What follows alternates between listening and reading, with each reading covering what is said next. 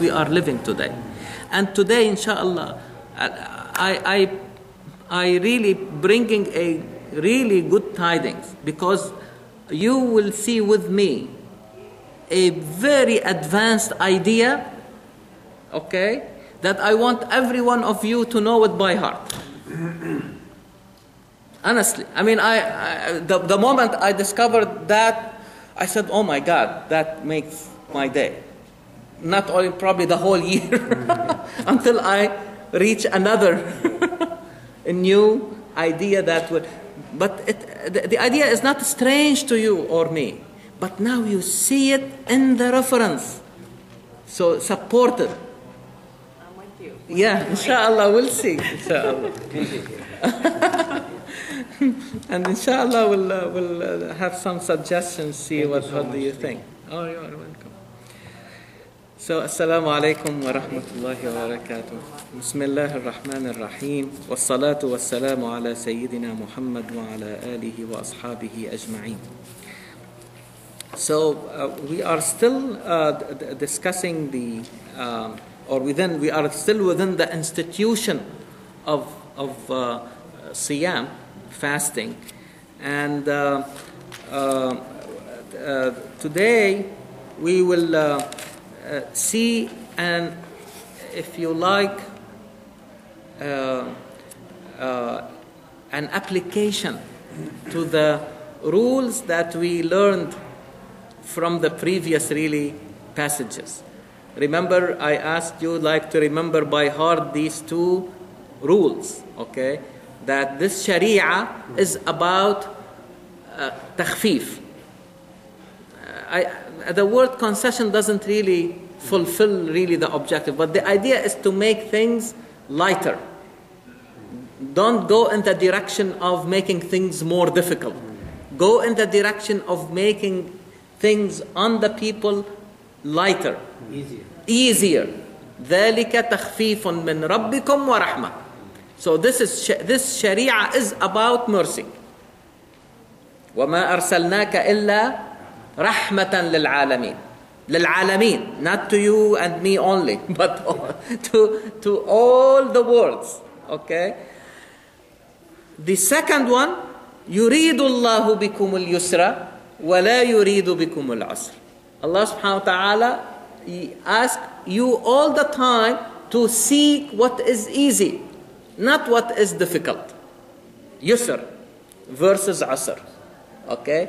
Easiness versus difficulty. Okay? So, as you know, the idea behind the fasting is really to train the human being to be in control of his or her own desires. Okay? Eating and drinking are really these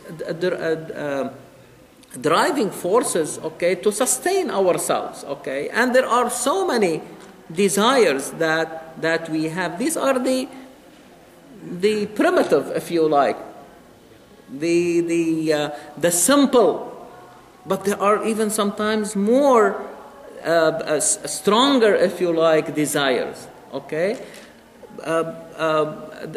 The desire to preserve the humankind, okay, the human species through reproduction is another really desire.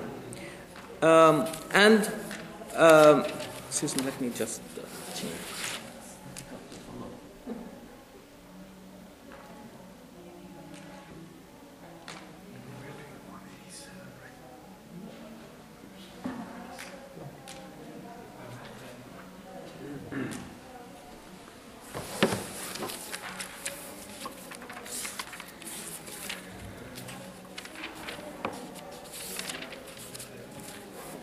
So again, to control your desires, that will include also the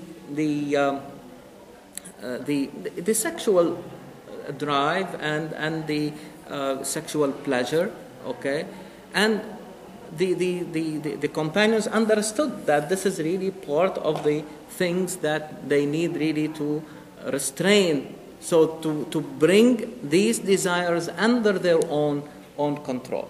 Okay? But because Allah subhanahu wa ta'ala is saying, يُرِيدُ اللَّهُ بِكُمُ الْيُسْرَ وَلَا يُرِيدُ بِكُمُ الْعُسْرَ. You fast during the day and by sunset you eat. Okay? The same thing. You are allowed. أُحِلَّ لَكُمْ. The verse number 186. أُحِلَّ لَكُمْ or 87. أُحِلَّ لَكُمْ لَيْلَةَ الصِّيَامِ الرَّفَثُ إِلَى نِسَائِكُمْ. You can get closer to your wives, okay, in the night that precedes the day of fasting. Okay? هُنَّ لِبَاسٌ لَكُمْ وَأَنْتُمْ لِبَاسٌ لَهُمْ. This is very beautiful phrase and something really to keep in mind, that you are garments to your spouses, or as men you are garments to your woman, and your women are garments for you. Okay, so you can see the egalitarian approach here, that this is really the trajectory. Men and women have to see themselves equal, and they share, okay, the responsibility of protecting each other. Not anymore, oh, you are weak and I am strong, and this dichotomy that especially the patriarchal societies took advantage to the point that they exploited what apparently looks like the weaker gender. But as we said before, that Qur'an is saying, no, women are not, and girls are not created weak as you think. You have raised them to be weak. So you created an environment to make them, or to look weak. But naturally they are not weak. Okay? They are not different. And Qur'an is saying, if you do not raise your girls and your boys, very important, okay, أَوَمَنْ يُنَشَّأُ فِي الْحِلْيَةِ, which means that if you create them in a very easy environment without any exposure to challenges in this life, okay, what they will be, weak or strong?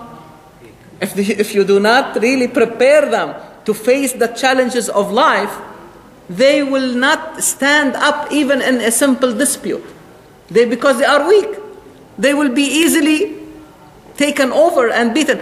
And Quran will say that it's not applicable only to girls, but even to boys, because this is the environment that you have created. It will give you the same results, whether you are talking about a boy or a girl. So what should we learn from this? That our boys and girls should be equally subjected to challenges. Okay? In a graduated way, so that when they go independently on their own, they will be able to stand up. I don't want them to be, not exposed to any of these, and one day they have to take the train, for example, like to downtown to attend their college. It will not happen, okay? They will be afraid even to cross the street. You see what I mean? So we need to prepare them so that they will be able to stand on their own, independently, capable of facing, if something happened in the class, okay, they are capable of standing up and protecting and defending themselves and putting something on the table that would really, make others respectful of them. But if they are weak and they don't have the ability to say any word or to formulate an answer or a question, it will be, you all know the end result or the outcome of this. Weakness, okay, however it is applicable to boys or to girls. And unfortunately, one of the biggest, honestly, diseases that afflicted our communities is that we see, it's okay for the boys to do whatever they want. But for the girls, oh my God, I mean, like we are overprotective, and then what will be the result? We lose on both fronts. We use the boys and we lose, okay, one going in that extreme and the other goes in the other extreme. And either of them, they will seek outside religion how to restore their personality. No, we want them to express their responsibility within the reference. أنتم لباس لهن وهن لباس لكم وأنتم لباس لهن. So there should be an environment of cooperation. The same way we do it. Alhamdulillah, I mean, for all these years, we never had this is just for the men or the boys, or this discussion is only for the women, or except for really very, very special situations, okay? Somebody is coming to talk about breast cancer or something like that, okay? Just for people to feel comfortable really discussing and asking questions. But the point is really you see how Qur'an takes something, okay, very ritualistic, like Siyam, but bring the mundane, if you like, quote unquote, although I don't like this dichotomy, because again, Qur'an is showing us that this is one unit. Okay, we are talking about Siyam, but this is a good opportunity to bring a very important concept regarding the project of this religion, is to bring the community into this egalitarian state where men and women are equally present and they viewed as equal in the society, sharing the same responsibility. I love how you're presenting it as a tool, methodology and a tool within the methodology to achieve the life that we're supposed to be living. Exactly. So it's not just an action or it's a ritual. Exactly. It's a tool. Keep that idea, because this is what will bring us to the overarching idea that would help us to approach other things in life. You see, that's the idea. And I will give you really more examples. Yes? Also, the problem with us in our society is that there are so many things which are facts, but we are trying to hide them. Mm-hmm. Quran and Allah subhanahu wa ta'ala is not hiding anything. Mm-hmm. He is very explicit about each and every aspect we are facing in this world. Mm-hmm. Mm-hmm. And that's the reason he's talking about these are facts. You cannot hide them. Mm-hmm. But deal with them. Deal with them yeah. in the best way. That's what Allah is talking about. Again, keep that idea, because it will have really it's very connected to what I promised you. But let us together come to that conclusion. Okay? So, عَلِمَ اللَّهُ أَنَّكُمْ كُنْتُمْ تَخْتَانُونَ أَنفُسَكُمْ. So Allah subhanahu wa ta'ala said, you were taking this too hard on yourself. Okay? That these are 30 days. I mean, it's not like 1 or 2 days or talking about this is felt as a burden. Okay? So Allah subhanahu wa ta'ala is saying, I know that this idea of Siyam is not to punish or torture you, but again to train you, to bring the best out of you, to be always in the front. Not you are led by your desires, but you are leading your desires. Yesterday or a couple days ago, I came across a very interesting thing about the word lead. Leader, to lead. But really, if you look at the same word in French, it literally means to drive. like you are driving your car. Okay, so if you take it in that connotation, it's really just like you are leading a herd. Okay, just they are following, but they are not empowered. You see, while the actual meaning of a leader, okay, or the better meaning of the leader is the one who really is showing the path. Like the leader of the prayer. He is not better than the others. He is not like just for, making people behind him like or her like following unconsciously, because if he or she makes a mistake, the whole community will correct because they are conscious. Is that right? They are not just following blindly. On the contrary, he does not see them.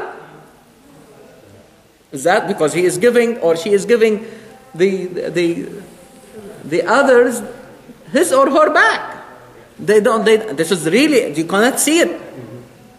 Have you seen it in any ritual, all over the world or through history, that the leader is not really looking at the audience? It's a really very nice model. Okay. In other words, the leader is not over the shoulders of the followers. And so they lead by empowering the people, by showing the path. This is the meaning of uswa. Uswa is not mimicry. You are not copying, but you are seeing in the leader a model. You can take or extract the basic idea behind it. Okay? I'll give you an example. Muhammad sallallahu alaihi wasallam. Okay? All right, you can say, okay, what was he used to dress? I want to dress like him. Or you can say, Muhammad sallallahu alaihi wasallam is showing us a different thing. Whenever somebody comes from outside, not knowing Muhammad sallallahu alaihi wasallam, he will see a group of people sitting. He will say, who is Muhammad among you? Because nothing really like make Muhammad, there is no mark or a sign that will make Muhammad sallallahu alaihi wasallam different, like kings and emperors. The people will recognize them immediately because they are different. Muhammad sallallahu alaihi wasallam was not. So what is the sunnah or the way to learn from Muhammad sallallahu alaihi wasallam as our uswa, as our role model? What? How he dresses? Or to be dressing like the people around him? For what he is. Okay? It's not like the outside form or shape or dress by itself. But who is dressing this or that? And there are really several. Okay, Muhammad sallallahu alaihi wasallam used to break his fast by eating dates. You can say, dates is really the sunnah. Okay, but what it will bring? What will add to our life? Okay, but if we say, Muhammad sallallahu alaihi wasallam is teaching his people to eat from what they plant, what they produce. Don't bring it from outside. Rely on yourself. Which one will add to the understanding and the progress of the society? Are the younger generation understanding what I am talking about? Make sense to you? So this is the deeper understanding, okay, of what does it really mean to have a leader or a role model, okay, not to mimic in a blind way, but to understand what is this action all about. Because there is no action without a direction. There is no action without an objective, in other words, or a goal. And this is what we really need to think all the time. So, فَتَابَ عَلَيْكُمْ وَعَفَى عَنْكُمْ. So in other words, you can do that. يُرِيدُ اللَّهُ بِكُمُ الْيُسْرَ وَلَا يُرِيدُ It's not, the aim is not to punish you. But we want you as a human being to be in the front, leading your desires. Don't let the desires lead you. Again, Brother Noor will say, okay, this is easy to say, but that is the challenge, okay, before all of us, okay, who is in control? I was talking to our friends the other day that really one of the things that I found very helpful and have a lot of impact, because in my profession we deal with sick patients, and sometimes they are really very sick to the point that they have horrible diseases or something like that. So what I found that the moment I share with them the idea that you have a disease, I have a disease, but do not let the disease have you. You will not imagine how it will change the perspective. What does that really mean? Don't let the disease control you. You are in control of the disease. You are bigger than the disease. You have it. Don't let it have you. Don't be overwhelmed by it. Exactly. Don't be overwhelmed by it. You are bigger. Allah subhanahu wa ta'ala has given you more than what you think. And that explains to me why sometimes you go and these patients are almost dying, but they are very content. And wallahi, more than once, people will say to me, Allah is good. God is good. What is giving them the strength? Something bigger. Something higher. If it happened like one time, you may say probably by chance. But when it repeats itself, it became a phenomenon. It's a true thing. There is no way to prove it. But you cannot deny that it is a phenomenon. Because it repeated itself. And this is how, since I mentioned this, Max Weber, considered one of the best social scientists in modern time, okay? He came to the conclusion that the prophecy is a phenomenon. Why? Because it repeated itself. However, he believes in it or not, this is a different question. But he was able to show that this exists. Prophecy. If you talk to any scientist, they'll say, no, don't. When you talk science, don't talk about prophets and Qur'an and Bible and all these things. They separate. They consider this unscientific. The moment he changed the whole way things are looked at. He said, I cannot deny it because I studied this over centuries and centuries of history, and things repeated themselves to the point that there is no way, okay, with the separation of time, to see these things happening again in the same fashion.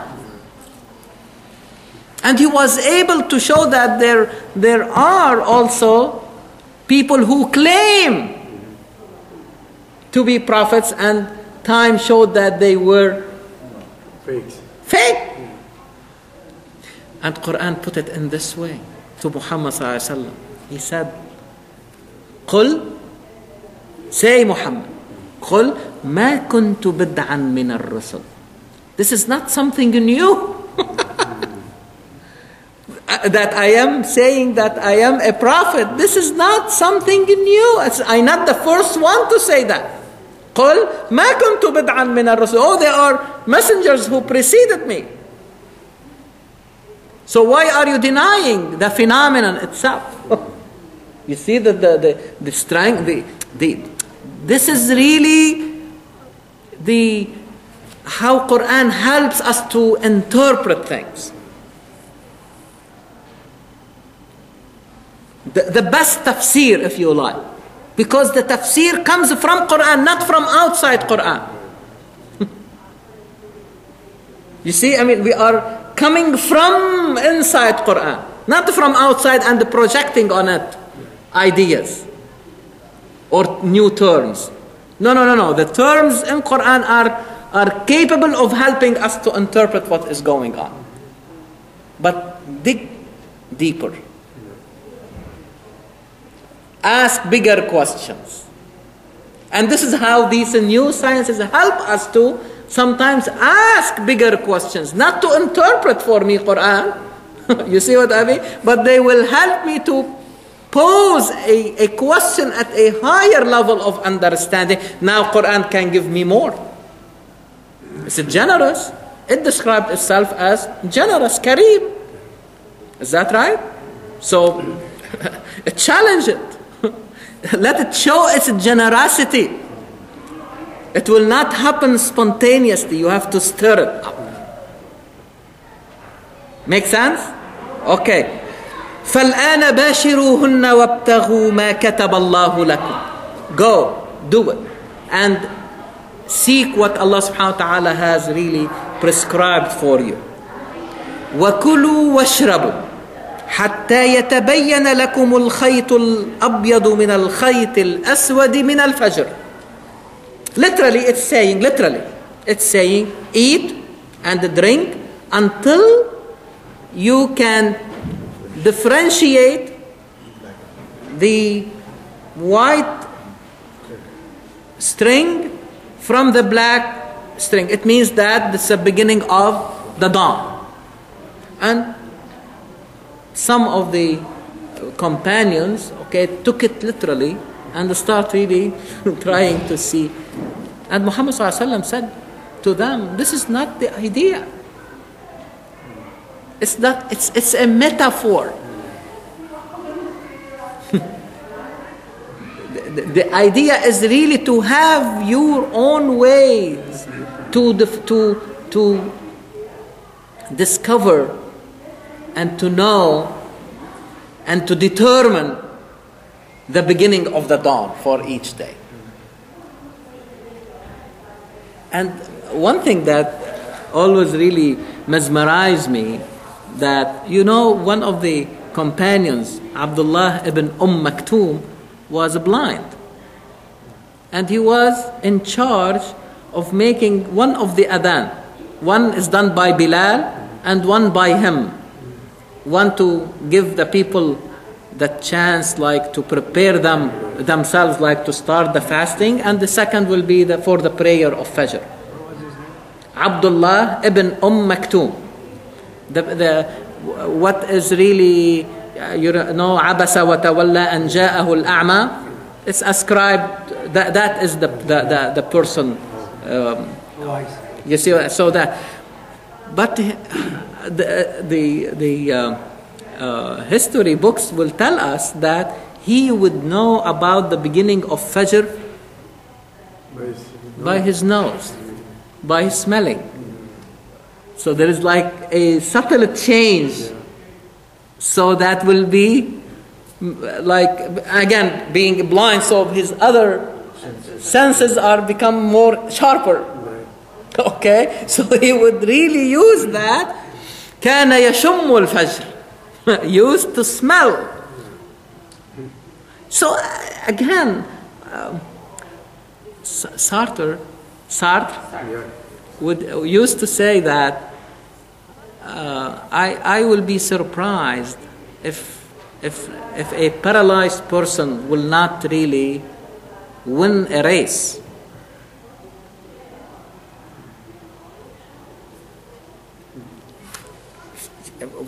Why Sartre is saying this? Because he really, through his studies, came to the conclusion that this human being has lot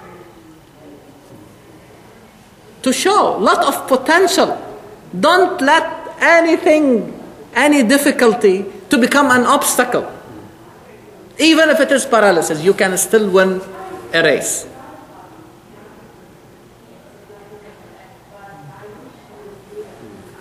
Several months ago, I saw a video of an Egyptian who had an accident that resulted in his arms were basically cut off.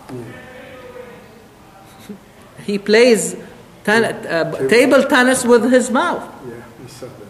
You saw that? He will hold the racket in his mouth, and he does it. And he was very close to be like a professional player. No hands, forearms. I mean, like this. I mean, from above. I mean, he had his arms cut off. So the whole, and I'm sure you have seen other examples. Okay. Well, the other example is Stephen Hawking, for instance. Yeah. He's paralyzed. His physical things are, but mentally, Yeah. So they can contribute a lot. Okay. So the whole idea is, again, how to be in control. It's so unfortunate that in our society we call them handicaps. Yes. Now they're started physically changed. Yes. The thing is, we put them aside in the corner. You are nothing. Yeah. We do it. Yes. Here Unfortunately, they encourage them to do things. Yeah. That's the difference between the society here and the society back home. It is so unfortunate. But what what Quran is saying is totally what they are doing. Yeah. Because really, what Quran is all about, honestly, the idea of how to bring the best out of the human being, how to be really in control. And the Quran in 2 places is saying that you may be falling even if you have, earned and everything on this earth. لا يقدرون على شيء مما كسبوا. It is really a paradoxical aphorism. It really means, that yes, you are making kasb, you are earning, you are making these achievements, but the problem is you are not in control of them. You see, لا يقدرون على شيء مما كسبوا, or لا يقدرون مما كسبوا على شيء. So Quran put it in every possible way. To show that if you are not in control, doesn't matter how much you earn or achieve. Because that would be really the reason for decline and fall. And really, if you take it at the level of civilizations, this is how civilizations fall. When you talk about civilization, it means that they have every type, in the world of things, they have achieved a lot. But when they lose balance, they lose control, they lose wisdom. This is because when you are talking about the fall and decline, let us say, of the Roman Empire or the Islamic empire or whatever name you can give to that civilization, falling, it means that they have reached a very high level. You don't go about falling from here, you are falling from there. Is that right? So how can you explain it? If they have all these things, and the word of civilization in Arabic is hadara, which means hudur, the presence of things. So the things are present all over. They have achieved them. They have earned them. How come they fall? How come they fell? لا يقدرون على شيء مما كسبوا. You see the paradox, the apparent paradox is how come they earn كسبوا, but Quran is saying لا يقدرون. They have no control over, or they have no power over what they have earned. It means they lost the control. And this is where the terminology of Quran comes in, the idea of taqwa. how you can protect the society from the fall. How you can protect the individual from the fall. Because we said we are on that trajectory going towards Allah subhanahu wa ta'ala, but they may be bumpy because of these forces that are trying to pull you down. The serpent. And the way Sister Arshia tried. So it's a metaphor. Something trying really like to pull you down. Okay? So the struggle, the kabad, the toil that is, we are needed into it. Okay? Into it is really the if you give that struggle the right direction, because all of us are struggling, whether we like it or not. We go to work every day. We can't stop. He created us in struggle. In struggle. لَقَدْ خَلَقْنَا الْإِنسَانَ فِي كَبَدٍ. But the idea is how you can give that struggle a direction towards Allah. This is the only difference. Everybody is struggling. But I don't want to go to the day of judgment, عَامِلَةٌ نَاصِبَةٌ, which I just worked for nothing. You see what? عَامِلَةٌ نَاصِبَةٌ. They worked hard in this life, but unfortunately the outcome is nothing. So, being in control, being in the lead, هُمْ لَهَا سَابِقُونَ. You are in the front. Even if it is a good deed, you need to be in the front. You have to be in control. Otherwise, even the good thing may take you into another extreme.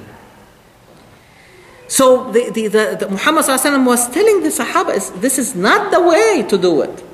Qur'an is giving you a metaphor that you need to have a way to know when. So, in other words, you are aware of time. What does it really mean when you are trying to find when the Fajr starts? That's why we say our prayer is connected with time. If you pray Dhuhr 1,000 rak'ah, it will not really replace Asr or Maghrib. Is that right? So I ask you, did you pray Maghrib? I don't ask you, have you prayed? Not any prayer, but the prayer is connected with time and also space, because you want to know where is Qibla. Unless you know where you are, you don't know where you are going. Is that right? Remember, in the park, when you take your kids to the park, show them this. Show them the map at the entrance. And what is the most important thing to know? You are here. Unless you know where you are, believe me, the whole map is useless. You don't know where to go and in what direction. But once you know where you are, you can say, oh, I want to go from this side or from that side. And I will know how to come back. You see, so time and the space. Awareness of time and the space become really very important. Okay? So yes. Excuse me for one second. Yeah, no, please. So it's so interesting, how does an individual know where he is? And I'll illustrate that by giving an example. Back in the old country, the observation is engineers, scientists, a lot of them are true devout Muslims. Mm-hmm. On the other hand, very smart guys, they went to liberal arts, economics, English, whatever. Yeah. That area produced the greatest of the atheists. And some of the names are like Amirul Islam, but he's a declared atheist. So the question I have is, not that they're stupid by training. Mm-hmm, mm-hmm. How come they cannot find out their own bearings? Like the question where they are. Yeah. How come the other, like I just, I give an example, scientists, and then they knew where they are, and they, alhamdulillah, they're on the right track, Yeah. Again, I mean, yes, please. Maybe it's question of huda, guidance, Yeah. I mean, I think you're alluding to more like what I'm hearing. What you're saying is like, why are tactile sciences kind of leaning you towards Islam, but philosophy, and those kinds of things move you away.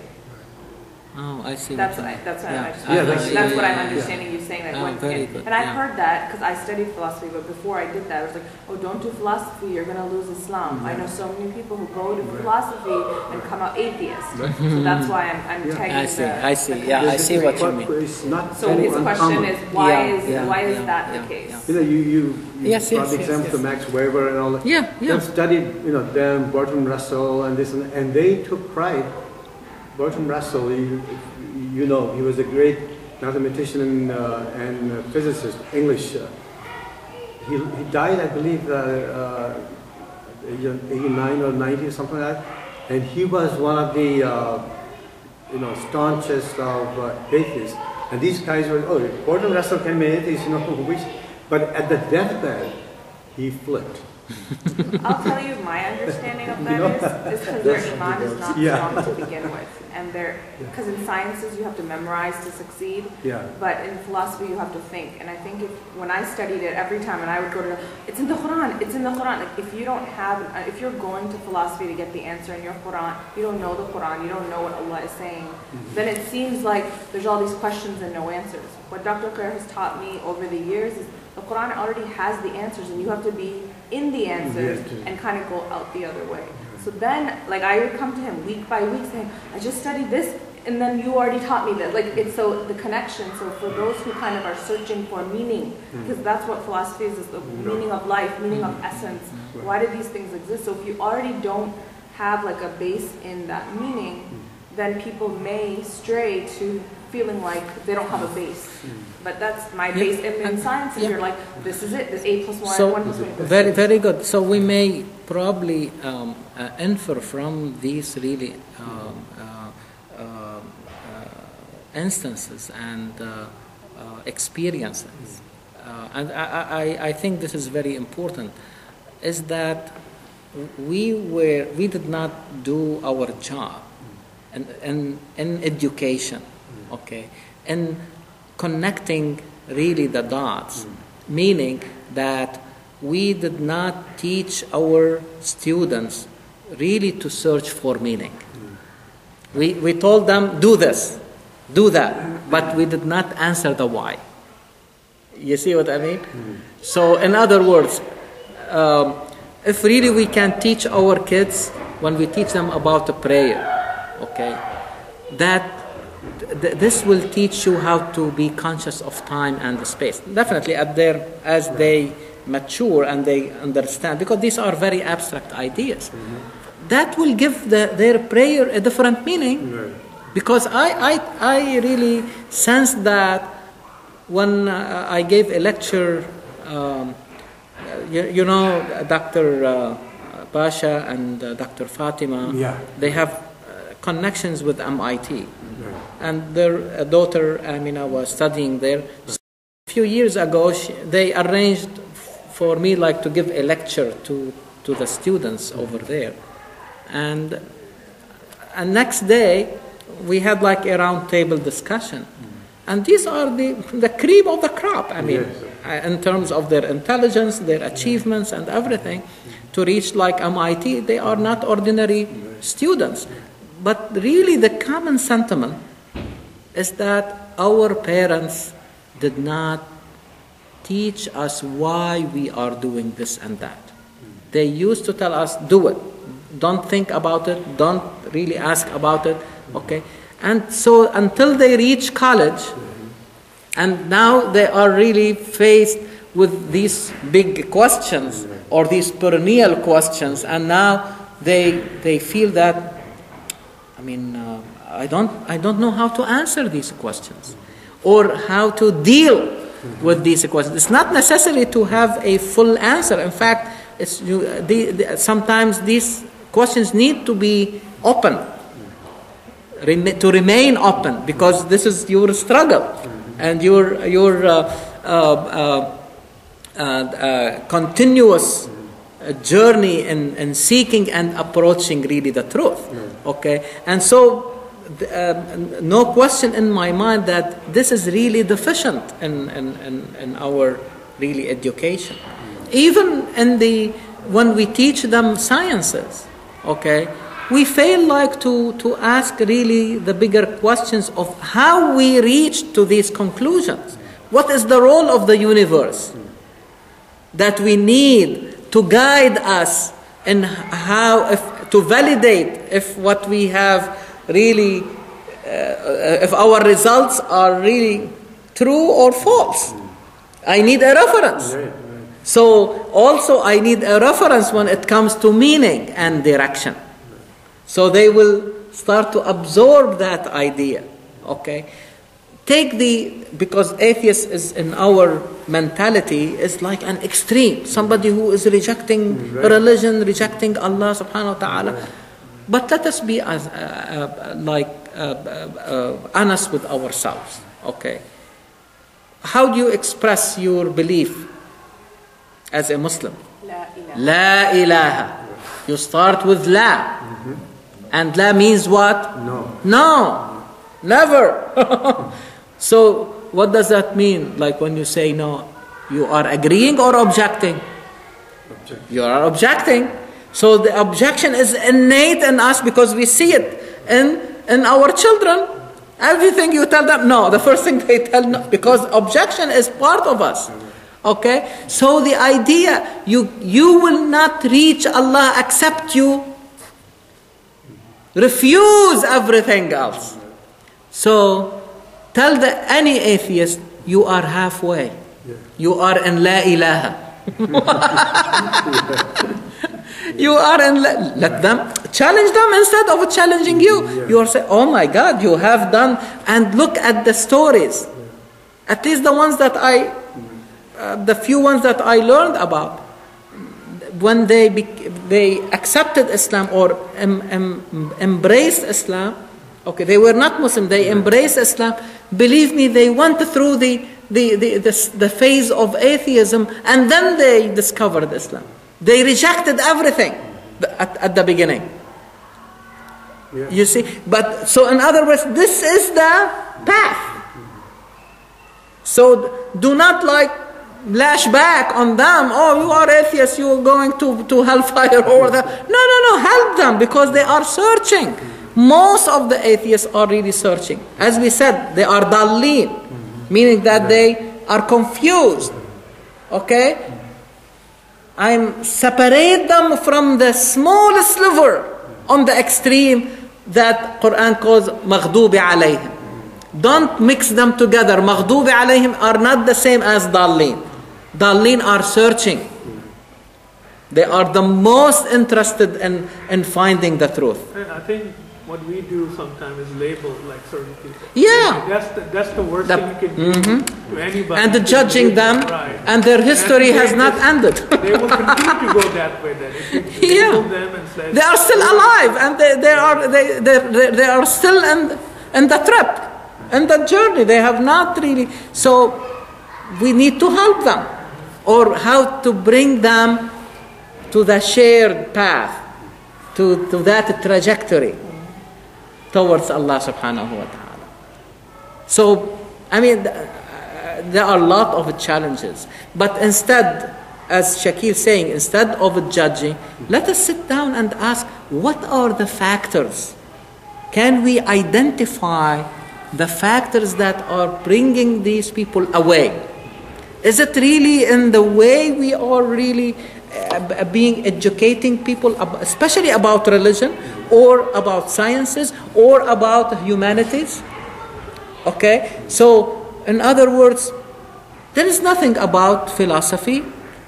Okay, if it is really helping us to raise the level of our questions, okay, so that we can, and if we can bring to the consciousness of the people the importance of the reference in your life. You need to have a reference in your life.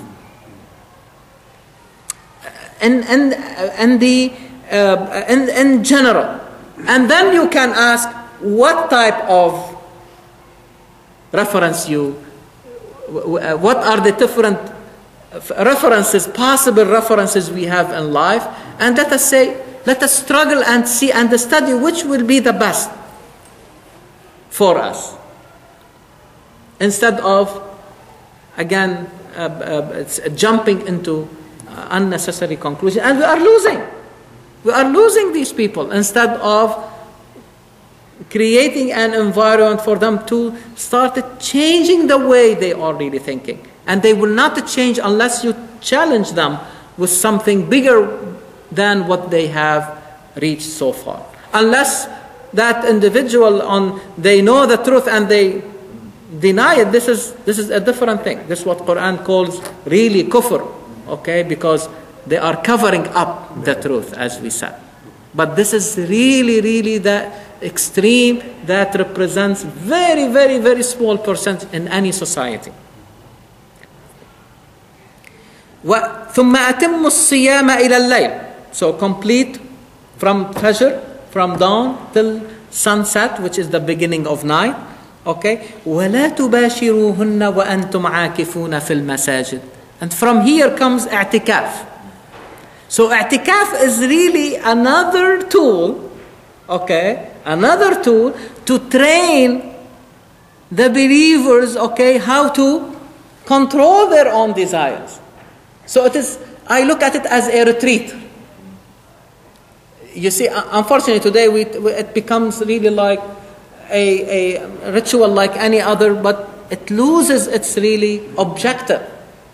This retreat, yes, you can pray and meditate, but also let it be also time to discuss important things, because you are with a captive audience. Is that right? So it is an opportunity. In the future, we need to think about that. Okay, so we need a retreat. Let us take a couple days off and make i'tikaf, and we can think together about certain issues. You see? And Quran is saying, what I made for you permissible, don't do it when you are in i'tikaf, because this will refute your purpose. The idea is really to control, even during night, your own desires, only for few days. Okay, so it's another tool to create in the human being the capacity to withdraw from the world, but at the same time they have the capacity to go back to it. You see the balance? This is what when we talk about balance, this is what we mean by it. Not bouncing between two extremes. No. It is how you create this capacity to respond to all your dimensions. You have desires, you respond to them, but you have also the capacity to control them. You are in the world, but you have the capacity to make i'tikaf. You see? On Friday, for example, we do it. We leave everything and we come to Friday prayer. What is this? And then Quran says, once you are done, what do? Go back. But your going back will be qualitatively better, because you have learned something from that experience. In the first verse he said, وَذَرُوا الْبَيْعَ. And this next verse he said, when you go back, وَابْتَغُوا مِنْ فَضْلِ اللَّهِ. It was you are common with everybody, but now you are giving your transaction a direction. مِنْ فَضْلِ اللَّهِ. You see so it's not to punish, but to train you to go to the next level.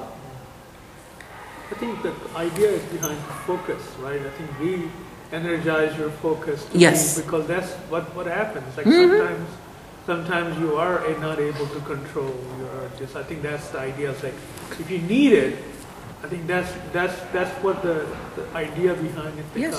Yeah. Not to remove you from the humanity, is to be within a controlled environment where you're able to do it.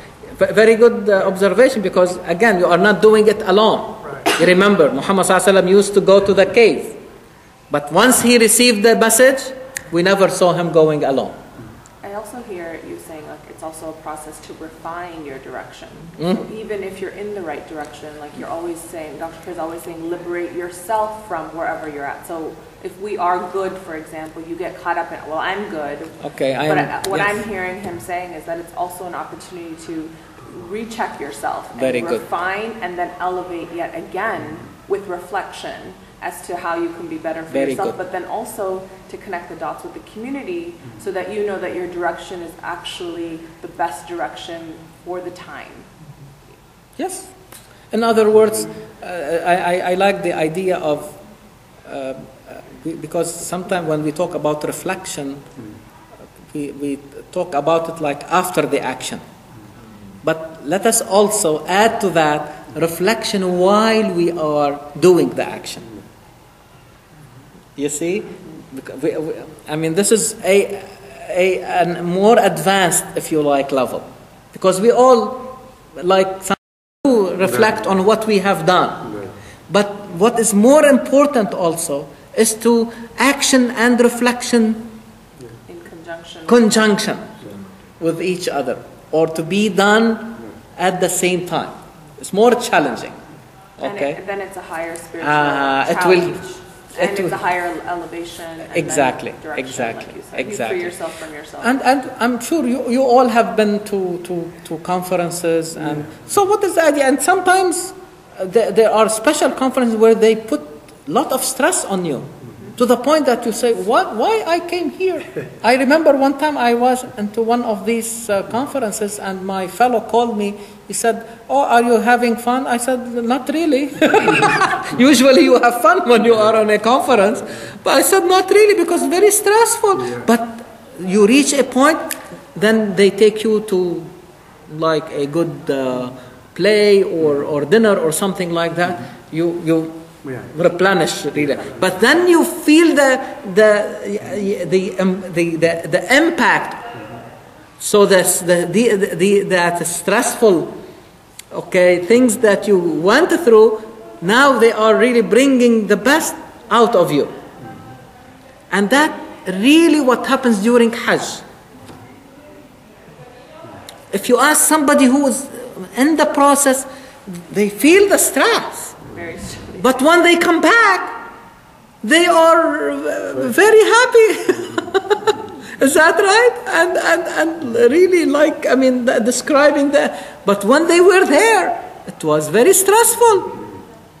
I'm sure you have experienced the same thing. So the whole idea, again, on the face of it, it may look difficult, like you are fasting, you are secluding yourself for certain days. Yes, with others, but still is not an easy thing. But you learn from that experience. You refresh yourself. You refine your direction. Very beautiful. You reflect on what you have done. You start strategizing for the future, because now you are without pressure. See, when you go to work early, the best hour, the first hour, because you are alone, most of the time. And nobody is bothering you at 7 o'clock or even 6 o'clock in certain instances. And you see that you can really achieve a lot. Is that right? So let us take advantage of really these things. تِلْكَ حُدُودُ اللَّهِ فَلَا تَقْرَبُوهَا.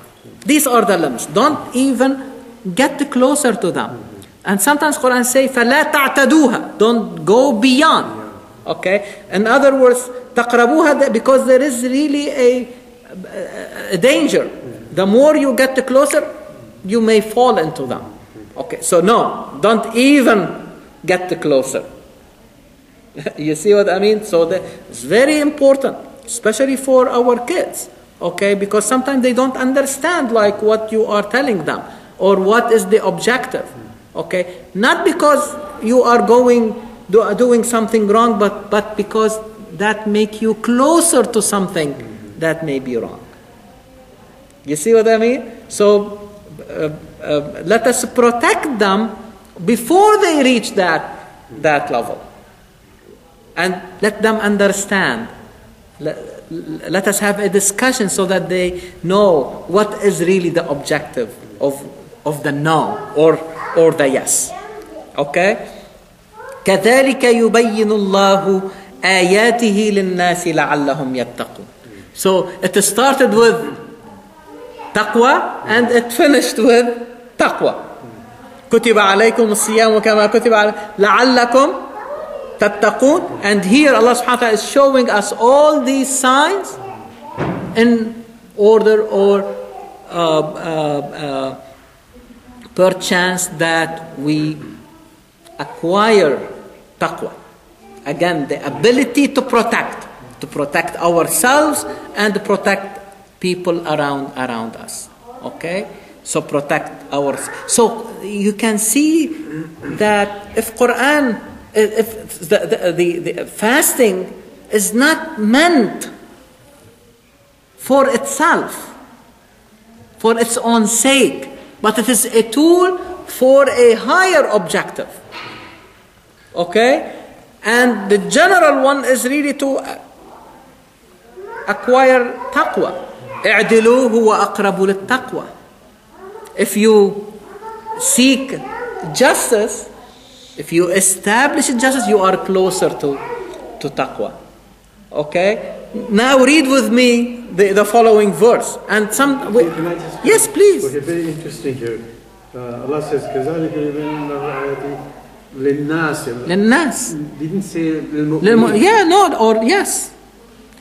Because yes. The ones who are fasting and all that, they're not just annas, they're mu'min. Right? Yes. Remember that in the same verse, in the same passage, we said that Ramadan is it gained its importance because of the event that happened during that time, which is the revelation of Qur'an.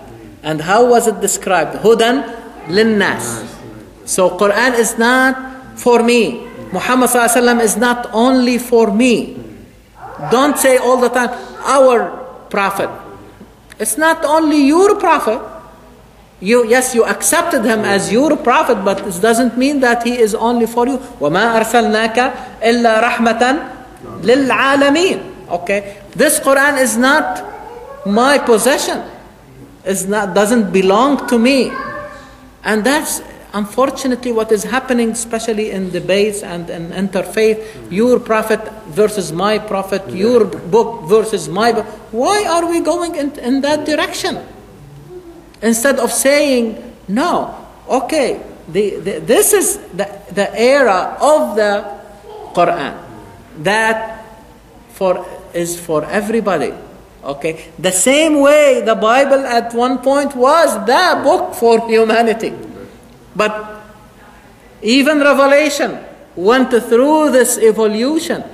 Okay, and each era has its own book, has its own prophet, and this era is the era of Muhammad sallallahu alaihi wasallam and the era of Quran as reference for humanity. So the challenge before us, how we can alert humanity to the presence of a book that is capable of acting as their reference for the meaning of their action. I will not open this Quran when I am treating a patient to give him to diagnose and treat. Is that right? Because this is not the reference for that. But it will teach me in what direction I will really act with that patient, and in what direction I can really give him or her. You see, that's very important distinction. So then Allah subhanahu wa ta'ala, and I don't know why this verse is not brought into the discussion when we are talking about siyam. Because it says, وَلَا تَأْكُلُوا أَمْوَالَكُمْ بَيْنَكُمْ بِالْبَاطِلِ. In other words, don't devour, okay, your wealth, okay, and earn something falsely or in unlawful way, okay. So, what is the connection then with siyam? If siyam does not lead me to taqwa that will protect me from eating or earning something unlawfully or bribing someone, because Qur'an here says وَتُدْلُوا بِهَا إِلَى الْحُكَّامِ, you can give some of that money to the judges so that you basically bribing them so that they will give you, I mean, the right to take that money. So in other words, you are giving your wealth, your earning, the wrong direction. And are you establishing justice this way? You or the judge in that situation? So if we said like how siyam will teach you how to lead a balanced life. Remember, when Qur'an talked about Qibla, okay, immediately told us that don't take it just something from the outside.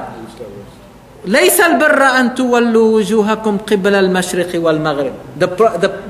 The objective is to reach higher level of righteousness, birr. Is that right? But this will not be accomplished by only turning your face towards Kaaba, whether you are coming to it from the east or from the west. This is not, yes, this is what you need to do when you are praying, but don't take it as by itself. It's not the only thing. Yeah, it's not that. It's meant for a higher objective, to remind you of your direction all the time. Is that right? Time and the space, we said, okay? So to be conscious. That is the whole idea.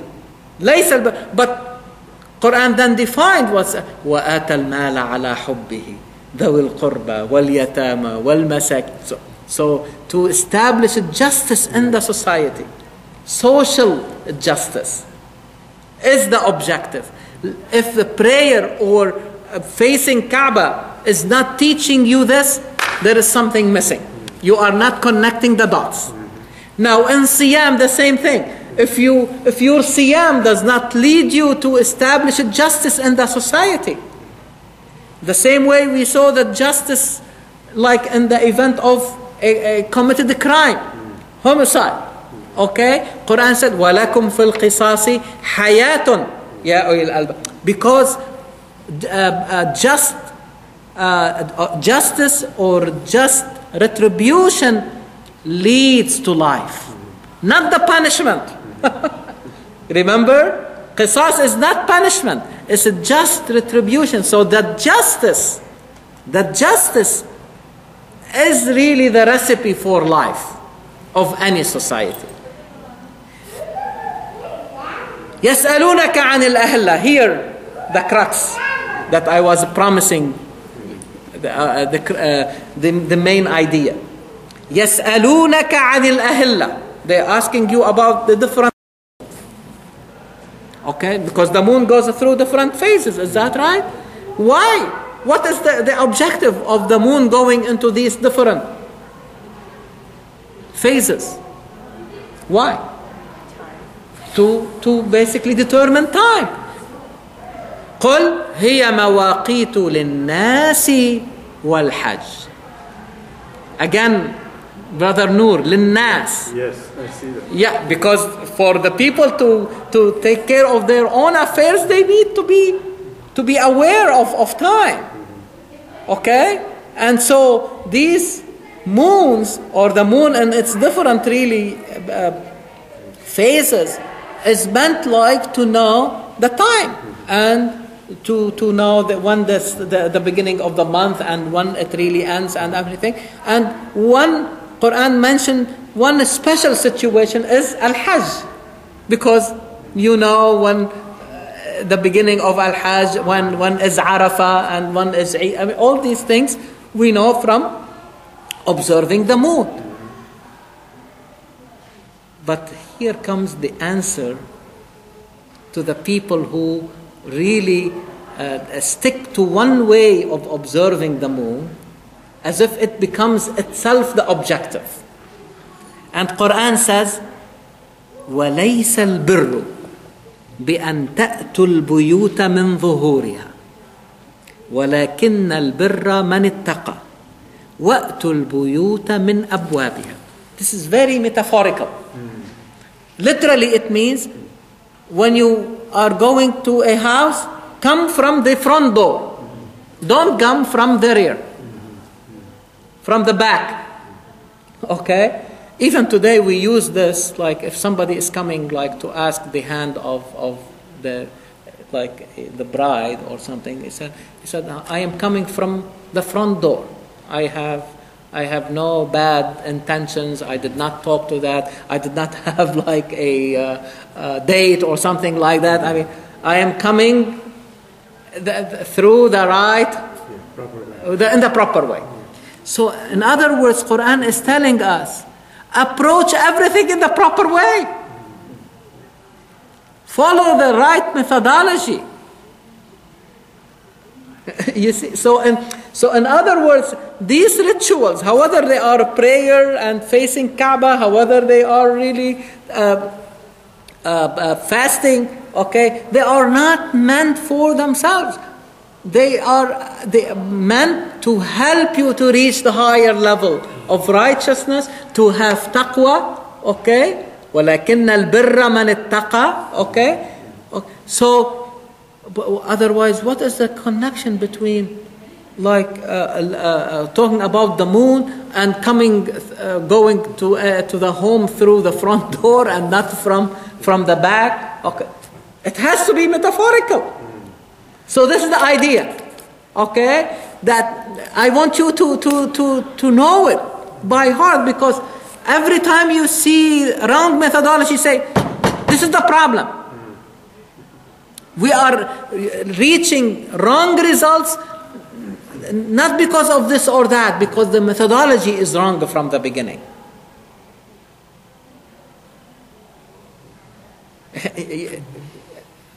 I always give that example. Like sometimes, like a patient comes to the emergency room and has like vague symptoms and something like that. But if you do not really follow the right methodology, and you say, oh, this is probably a simple cold or something, and you put the treatment that is, but that individual goes home and dies at home. And we found that meningitis, for example, God forbid, was the reason for the death. So it was missed. Not because like whoever evaluated that patient, he followed the right thing, okay, but the problem is from the beginning. The methodology was not right from the beginning, not later on, because once he put the diagnosis, everything was fine, compatible with that diagnosis. But the problem, how he or she reached that diagnosis. There was a problem. There was something missing. And sometimes we miss things by what we call framing. How we frame our question. A classical example, a patient in the nursing home fell and had like a laceration over his forehead. His physician was busy with other things. He called his colleague. He said, please, can you go and see that patient who he had like a laceration, see if he needs any stitches. He went, saw the patient, and took care of the laceration and left. Next day the patient did not wake up. Where is the problem? The framing, the way the colleague, okay, received the message from his colleague. Okay, go and see instead of going and evaluate the patient, okay, and probably do a CT scan or something, we could have really discovered the problem. He didn't see beyond the obvious. So the way it was framed, it's really huge. Today, how many times you see the way we frame our problems lead to mistakes. Not because we are dishonest, or we don't care about others, or we don't want to understand, but the way things are framed, you are deceiving unconsciously, unknowingly. So we have to be very to go to the homes, enter the house from the front door. Don't go from the back. What do you think? And ask the right questions. Yes. Ask the right questions. All these examples that you just saw, the fasting and itikaf and all this stuff, we're saying that we need to approach it the right way. If we just fall into on the outward thing, form of it, one way or the other, both ways. If you're thinking that because you think that somebody just removing themselves from the world, for a wrong reason, but if the person is doing it, maybe have the right intention, but they're just following a ritual. Yes. Instead of trying to figure out. And believe me, we are not judging people or really accusing them of anything. It's not the right way. Otherwise, we will be falling into the same mistake. Right. No. We are saying let us connect the dots, because Qur'an connected the dots for us. He talked about Qibla, but don't take it. It's the only. This is just to teach you how to be together, how to unite, how to have ask yourself all the time, okay, am I in the right direction? Otherwise, why we have to face Kaaba every day 5 times? If that does not remind us to set a goal for ourselves, it has no meaning. You see, we are just a movement, but has no objective. The same thing for Siyam. If it does not really produce a balanced society, caring about justice, however a crime is committed, or somebody is writing a will, or somebody, you see, so you have to be vigilant. Justice is you see the values, the high values are the objective all the time. How to really realize these values in life, and how to balance these values. Again, it is a more difficult objective, but it can be really done. The key point was the framing, how everything is framed. So if you just look at how everything is framed by a certain ways, if you don't think about there is more to it, if you're basically missing the concept behind. And I think one of the possible reasons what you raised earlier about these people who, unfortunately, and atheism, and I think one possible thing, how knowledge has been framed to them. Especially about religion, about Islam, and the very superficial way they say that has no meaning. But if you talk about these issues at a higher level or a deeper level, they will see for themselves and they will contribute. Iqbal is less than these philosophers? Is he less than them? Okay, but he was able, and he was very knowledgeable about all. You read one article, you see quotations from 6-7 philosophers. So he was aware of their work. Is that right? But because he has a clear vision extracted from Qur'an, he was able to put it in perspective and to accept this and reject that. Very important. So connecting the dots,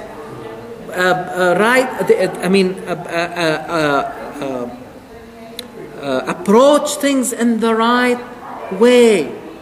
Okay, be vigilant about the things that may lead to a misunderstanding, especially framing. How things are framed becomes really very important. And how many times, okay, when you frame things in the right, we all fall into, we put all the community in jeopardy. Not only the person who is saying this, because they look at you as you are accepting what this person is saying. So we have to be very careful. It seems to me, I'm going to make a comment based on my personal observation. Yeah, please. It seems to me that a lot of people, they're presented the skeletons of Islam, and the Quran. A lot of us, back home, we just read the Quran, we don't really, because there are a lot of intellectual challenges, like, the way you delve into it. We don't do that. And they, 5 times prayer, go to Hajj, pay, It's probably for the very smart ones, for the ones who are very intellectually developed. It seems so very rudimentary, there's not enough food for them in it, unless somebody presents the internals of the Quran. Because who is the biggest philosopher other than Allah, right? Yeah. There is. Yeah. So unfortunately, that's what happens. And believe me, I'm sure I will really try it.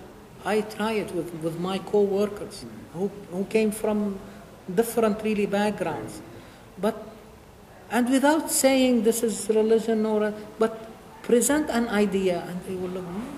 Wallahi, many times they write it down. Right. Because they see the value of it. Okay, and you alert them, I did not think about it this way. Oh, this is really very nice idea, or it really makes a lot of sense. Imagine an idea that will really change the way you approach things. It happens with all of us. I told you the other day that the moment I learned that no one really owns the truth, Allah subhanahu wa ta'ala is that truth, is the source of the truth and the source of all high values. It changed the whole way I approach things. And every time I share it with someone, they say, oh my God, this is very beautiful. That makes a lot of sense. Because it keeps the journey going on.